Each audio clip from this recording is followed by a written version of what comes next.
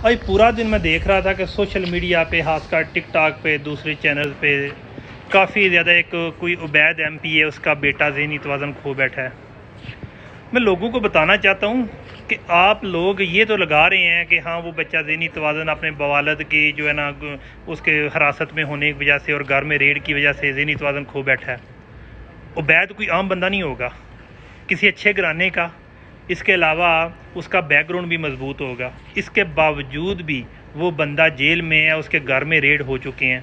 उस्मान डार के घर की मिसाल आपके सामने है।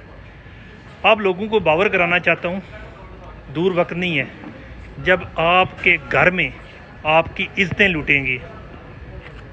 अभी ये जो है ना थोड़ी हेसिटेशन दूर कर रहे हैं, वक्त आएगा कि आप लोगों के पास जवाब नहीं होगा कि किसी को रोक सकें कि आपके घर में कोई दाखिल हो रहा है, आपकी औरतों की इज्जतें लूट रहा है। वक्त है अभी भी, ये कौम बन जो ये लोग जो है ना जो कर रहे हैं, इनके अंदर ये अय्याशी है, इंजॉयमेंट है। जिस तरह अंग्रेज़ आया था 1857 में, 1857 के बाद जनाब जब उसने कब्ज़ा कर लिया तो उसने आपके घर की औरतों को भी अपनी रखेल समझा।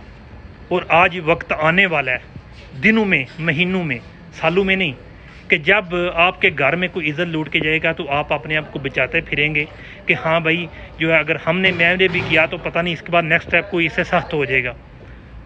जब जुल्म की इब्तिदा होती है उसको दबा दिया जाए ना तो वो रुक जाता है, और जब ना दबाया जाए तो वक्त आता है कि जनाब फिर जुल्म रुकता नहीं है, लेकिन उसके लिए फिर बहुत कुर्बानियाँ देनी पड़ती हैं। अभी जुल्म की इंतहा नहीं हुई, फैसला कर लें।